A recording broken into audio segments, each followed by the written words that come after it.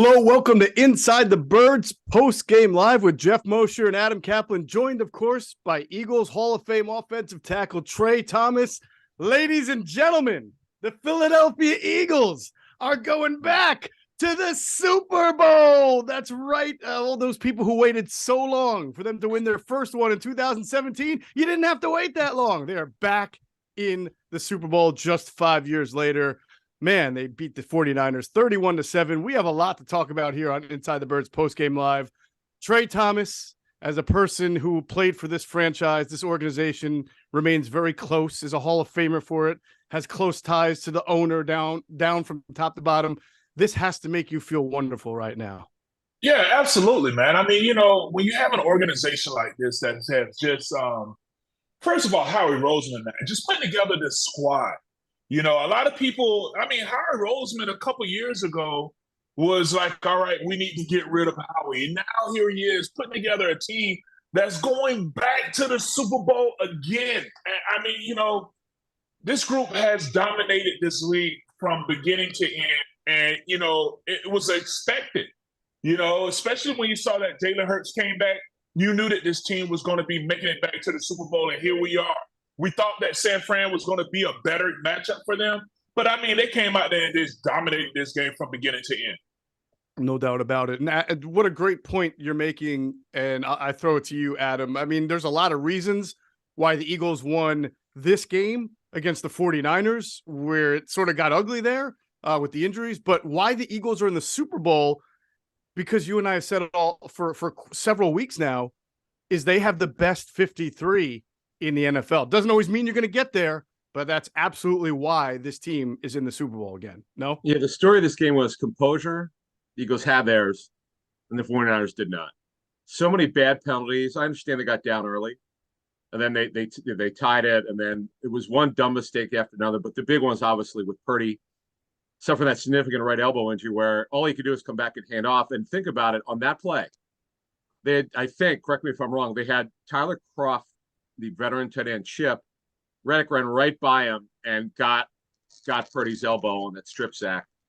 And what can we say about Son Reddick? One of the best Eagles free agent signings, and I don't know how long, many, by the way. Roseman cleans up and free agent signings, but this one here has had the most impact this season. It's been unbelievable. Yeah, it's sort of not surprising because the theme of this year, fellas, is that this might be one of the most successful, and there have been some good ones before, but wave of free agent signings and additions, whether it was a trade like A.J. Brown or, as Adam mentioned, Hassan Reddick coming up with the big play. So many guys, Chauncey Gardner-Johnson making it back. Obviously Jalen Hurts, we'll get into his development, is a huge, huge part of that. But the reason why the 53 is the way it is because this to me is inarguably their best 53 that I've ever seen them have. For at least in the last 20, 25 years, Trey, I don't know if you can think of a better one, but from top to bottom, they can flex their muscle in any way they want. When you look at it, because it's almost like, all right, when you put it in a weight scale, who was the better offseason acquisition, A.J. Brown or Hassan Reddick? Because, you look at what Hassan Reddick did. He was second in the league in sacks. And then he went out there and he had 2 sacks today. I think, 2 or 3 sacks today. Yeah.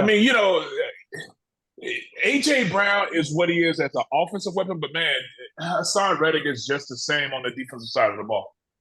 Absolutely explosive player, and that's what this is an explosive team. They can hit you offensively, they can hit you defensively, and every once in a while, special team shows up too, and we'll get into all of that.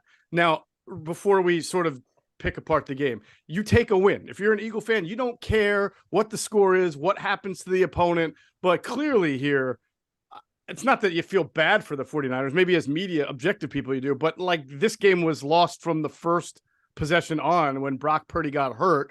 Then Josh Johnson had to come in. I felt like right then and there, guys, and Trey, I'll start with you, that right then and there, the climb that was already uphill for the 49ers just became so steep and almost insurmountable. Yeah, absolutely. Because, even though you have someone that's been in the game for 10 years and has played for 13 teams, you can still see some of the decisions that it was made.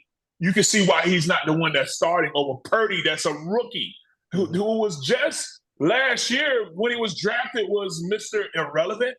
But you know what? You could tell. One of the things that I look at, and you see it at times when you show players walking in. You know what I'm saying? You see players walking into the stadium. When they show Purdy walking into that stadium, you can see it in his eyes. He wasn't ready for this environment. I don't care where you have played in your college career, all of these 4 years, and wherever you played on the San Francisco Trail. Once you step into that Philadelphia environment and the fans that's been tailgating since 3:00 in the morning are on your shoulder, man, that's a totally different environment. You could just see that there was a glass look in that young man's eyes, that he was not ready for the environment that he was going to step into. So he got hurt, and it made it easy for him to get up out of there. Conversely, you got Reed Blankenship, also a rookie, not Mr. Irrelevant, but not even drafted, right? Walking into the stadium with a Brian Dawkins jersey on. So what a contrast. You know what I'm saying? That energy, and you got B. Dalton that's going to come out there. That's the guy that's leading this team out. You know, and this team, San Fran was beat before they even stepped in there. You know, they weren't ready for what was going to happen in this team. These guys came in there with a chip on their shoulder, and they went out there and performed like they should. Adam, can you feel yourself the visceral feeling of the hair on Trey's neck raising as he was talking right now? I feel it for you, Trey. Yeah. Look, he played for the club. We didn't. I get it, but Jeff and I were talking about this week. It's so good for our company if they win, and it's great. And we cannot wait to get to Arizona. I'm headed for Mobile tomorrow. But getting back to this here today, obviously the injury to Purdy changed the game. And look, I know Niner fans are crying on Twitter, all the bad penalties and so many missed calls by the refs. Well, Mike Pereira didn't think so. The former director of officials who worked for Fox, he didn't think it was. No, the running into the kicker, the personal foul for running into the kicker, Stoll kind of pushed him. And what could you do is kind of what Kyle Shanahan said. You could tell he was super pissed off. But you know what? Here's the thing. The Eagles didn't beat themselves. The Niners did. The composure, as I said a couple minutes ago. The Eagles had tremendous composure today. Several nice individual stories. Kenny Gainwell was great. We'll get to him. But the bottom line is the team that was home, the better football team today, didn't lose their stuff like the Niners did.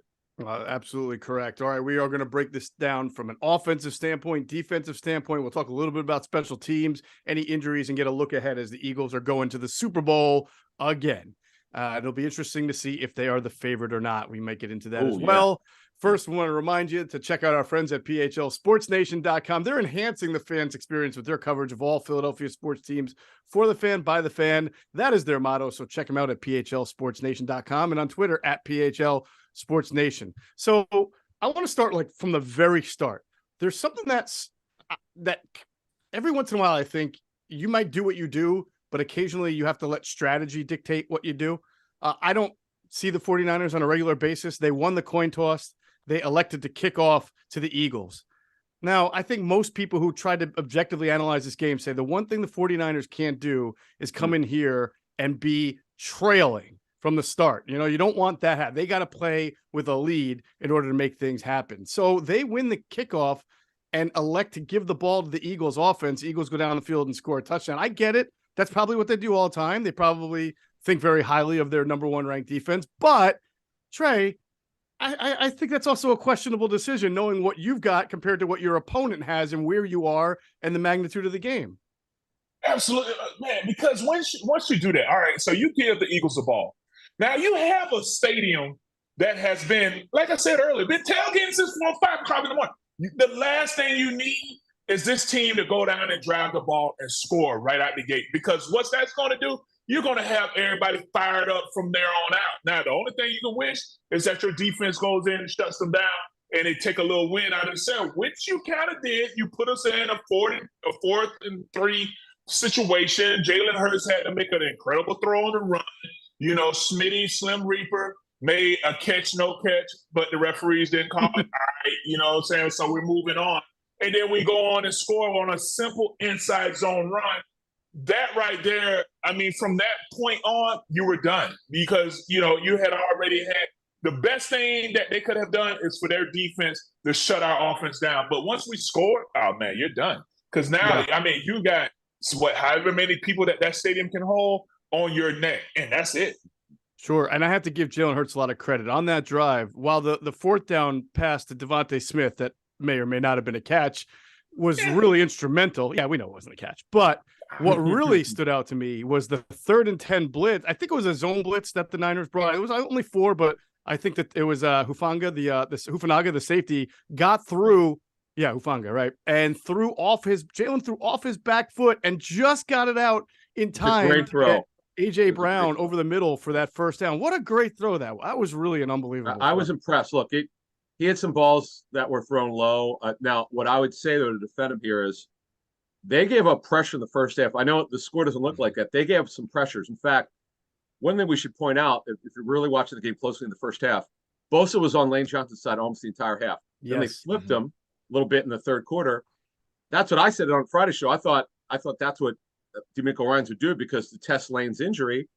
Now, Lane was pulled in the fourth quarter. It might have been because Lane got pulled, Sanders got pulled. Maybe it's because they're up by 3 touchdowns, not sure. But the fact of the matter is, I thought that was a matchup to watch. And then I got to give the Eagles credit, though. They stay with a run game. They're able to get the job done. It wasn't a pretty offensive performance. The Niners give them credit. They're on the field forever because their offense couldn't move it. But in the end, the Eagles played a clean game. They just didn't make mistakes the Niners did. That was so big, Adam, because to your point, I mean, you and I and Greg Cosell on the pregame show, same thing with Jason Avant, we all thought that the Eagles' best way to strike early would be through the air and a lot. Yeah, they did get the one to Devontae Smith, but in general, if you would have told me the Eagles were going to win this game 31-7 by running the ball 44 times and passing 25 times, I would have said that doesn't sound like that sounds like the Eagles I know against other teams, but not what they have been in the second half of the season and as of late. But they ran the ball. They decided that this was a ground. I think once the injury settled in, right, especially to Purdy, they thought if we just don't screw this up, if we can keep it on the ground, we can wear them out, get them tired, keep their defense on the field, we will prevail. Though they missed the bomb, the shot play to AJ Brown for clear touchdown. Hurts missed him. He threw too far. Yeah, it was the one play they beat Ward. The route combination. I didn't like a lot of the non routes down the sideline. It wasn't working. I would have liked to seen stuff over the middle, but no, the one that Hurts definitely missed. There's no defending it. Brown won that route, and it should have been a touchdown. He overthrew him, but other than that, you're right. They took what the defense gave him. Man, that trap play, outside zone play, man, or whatever. Gosh, how many times did they hit that today? Quite a bit. In fact, there was one. I think it was on the third touchdown. Who was it? I forgot who got the third touchdown by now. I think it was Boston Scott, right? They sort of credited Kelsey for this kick out block. Yeah, he never touched the guy. He never touched the guy. It was wide open. 2 of those touchdowns, the first one by Miles Sanders, and then the Boston Scott one are what Adam likes to call those college holes where the guy runs up through a hole, nobody touches him, and he's off to the races. That's got to make an offensive lineman like you very, very excited to see. Yeah, absolutely. Once they stop getting cute with the run plays where it's like, all right, you're trying to pull the backside tackle and you're trying to, you know what I'm saying? Like some of the run plays, I felt like they were trying to get a little cute sometimes where you're trying to pull the backside tackle and just go ahead and just do traditional inside zone, outside zone runs. And that's what works because if you pull that tackle, then now you have the backside defensive end that's coming in there that's going to disrupt the timing of the player, that's going to close the hole a little bit quicker.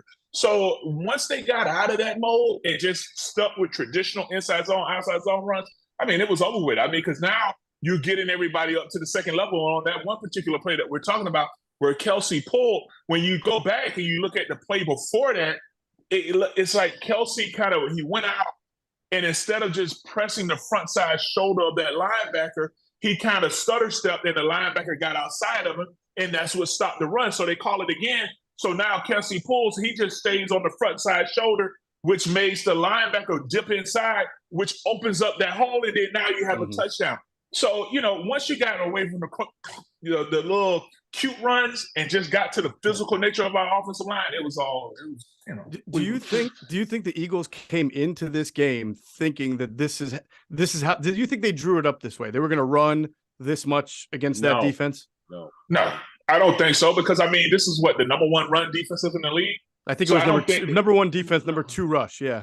Yeah, number two rush. I mean, I don't think that you go into this game thinking that you're just going to run all over this team, but especially because you they started pulling Jalen Hurts a couple times, but once Jalen Hurts took that one nice little thump, they were like, all right, you know what? Let's be done with this. Let's just stick to what we're good at. Get our guys up, get the running back to the second level, and let them do their thing.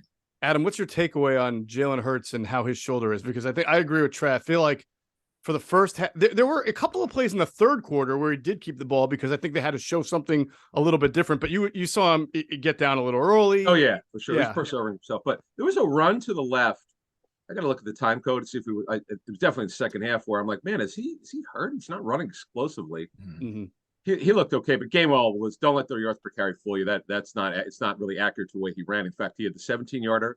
It's several big plays, big 17-yard catch. He looked great today. In fact, I know Sanders left the game early. Lane Johnson left the game early. There was no list of injury during the game. There was no announcement. Now, one little note for you. They've done this for 2 decades. Teams that are in the bye week must, even if they don't practice, must list an injury report. So the Eagles are going to have to let us know whether Sanders or Dickerson definitely got hurt. That was obviously his right arm. But we'll know if anyone else got hurt because they have to list them based on previous Super Bowl teams during the bye week. Yeah, this was ground and pound, and especially after they didn't connect Adam on the A.J. Brown touchdown, which really could have put that game away early. Because if you look at the running, you say, man, 148 yards, 4 rushing touchdown, that's pretty dominant, but not one single running back averaged more than 3.8 a carry. And as a team, they averaged 3.4, maybe a little higher if you don't count the 2 kneel downs, but it's about 3.4. But that's ground and pound at its finest.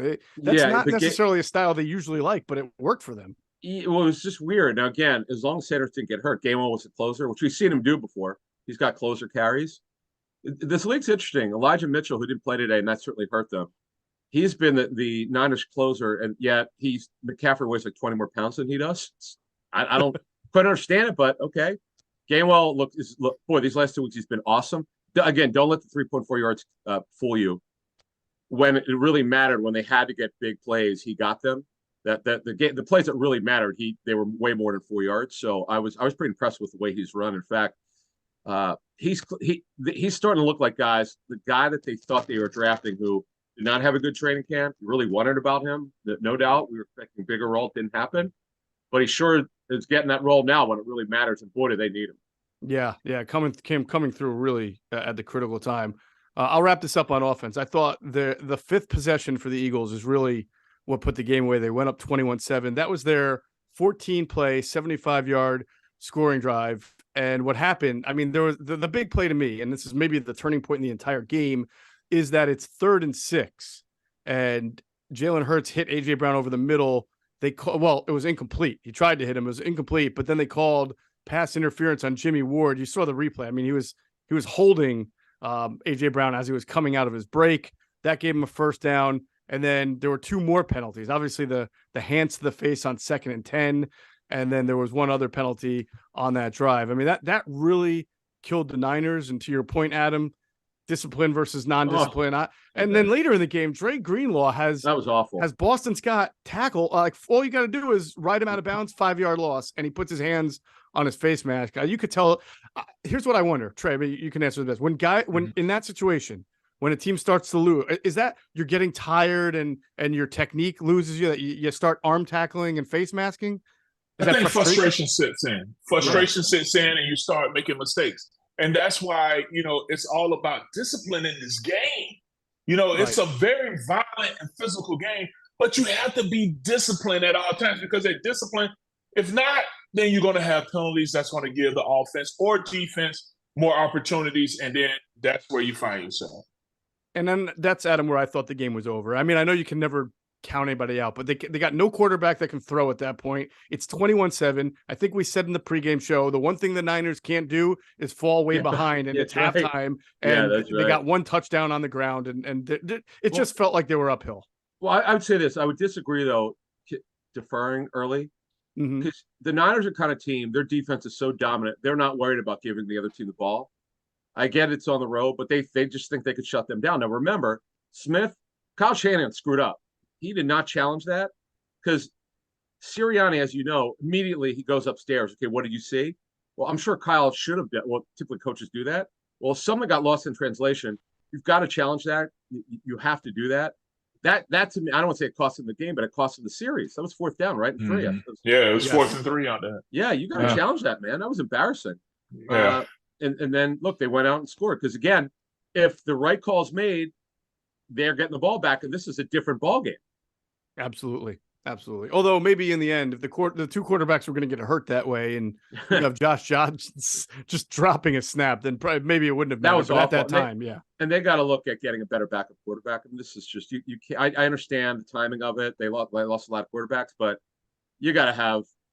This is another thing in this league, man. If you don't have a good backup quarterback, you got problems.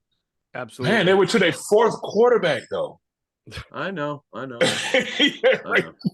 Man, he's only there because he's been there before. I know. Josh, here's the little note that I got on Josh Johnson after we go to the Eagles defense in a second. First, we're going to take a break to hear from our friends at Rivers Casino and Sportsbook. Game night for me is every night. At the place where I meet up with the guys, grab a cold one, and watch the big game on the big screen. So whether it's the money line, the pass line, or a parlay,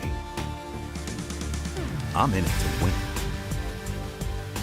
This is my city, and this is my place.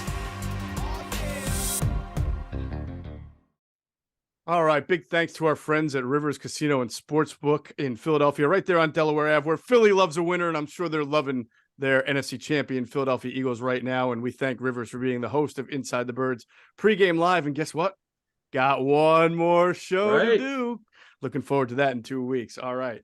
Josh Johnson, the Niners signed him on December 6th. That's only like 6 weeks ago. And here he is in the biggest game of the year for them. And I don't know. I mean, I get that that's a lot to ask, but he threw a really nice slant right before dropping the snap, which to me is everything was over after that. You drop the snap and then you can't even jump on it to save it. The one thing the Niners couldn't be, we talked about this, along with not getting too deep into a hole, playing behind the sticks. You cannot have that quarterback situation, whether it was Purdy or Johnson being behind the sticks, and whether it was penalties, turnovers, dropping snaps, Trey, they were behind the sticks so much. Again, it was almost like, man, you almost want to be like, get your what together. They just were sloppy. Yeah, it was a sloppy performance by their offense, and especially when you drop down and you're to your 4th quarterback now.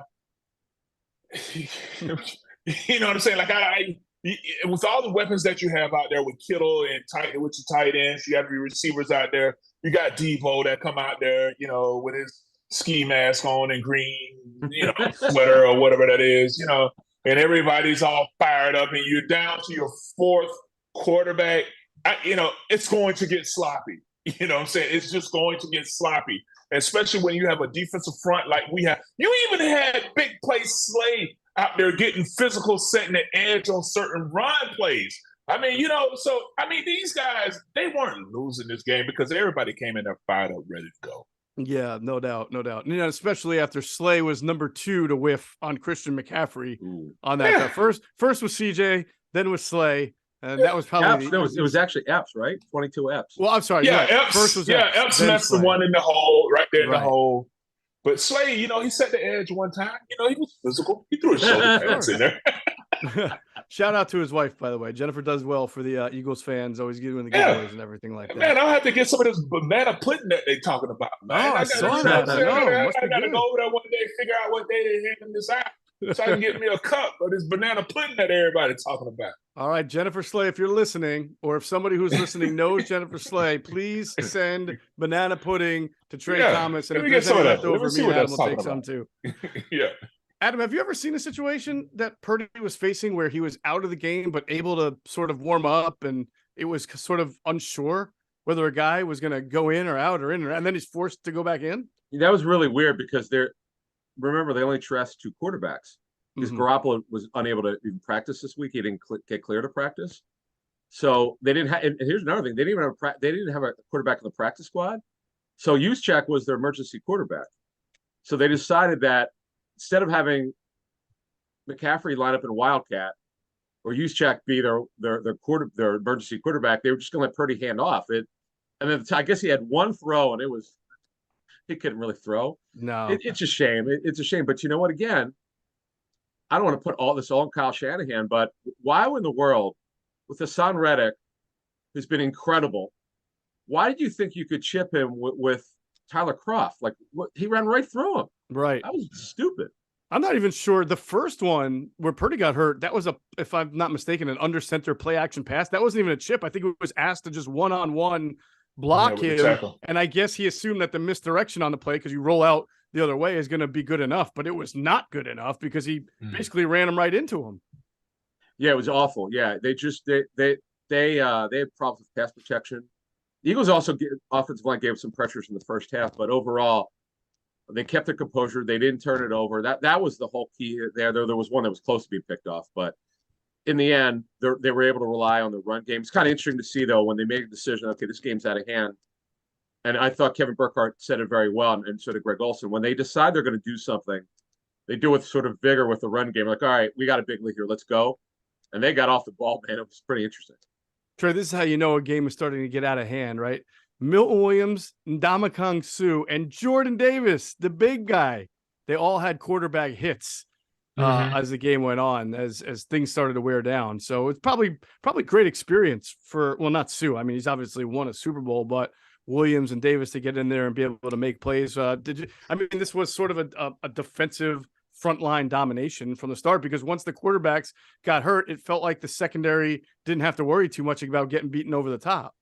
Yeah, because now, you're putting all the pressure on your offensive line. You got to be able to run the ball. If you can't run the ball, then now you have a defensive front that damn near broke the sack record. They were only 3 sacks from breaking the sack record from this year. That you're going to allow them to go ahead and pin their ears back and run through your offense. I don't care.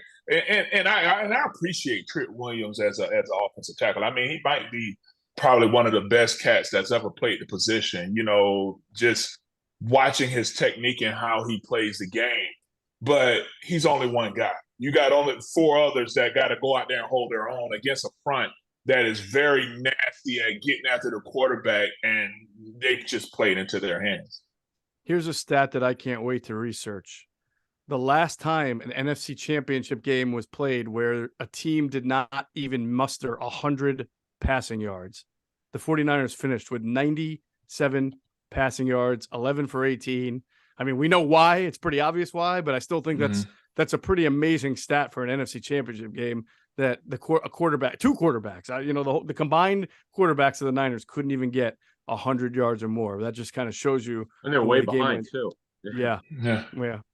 I thought Deebo Samuel. Well, you got Mr. Irrelevant, and then somebody that's been a journeyman around the league. So, I mean, it is what it is. I mean, what is it, 13 teams? 13 teams in 10 years. I mean, somebody tweeted out the number. I mean, it was almost like reading a biblical scroll, the number of teams that he played with, man. It was ridiculous. You ever see the jersey? There's a guy who's all the quarterbacks since the Browns came back to Cleveland. Yeah. And he's got the stickers of all the players, of all the Doug Peterson's on it, by the way. You of course see it. It's really cool, man. I love that jersey.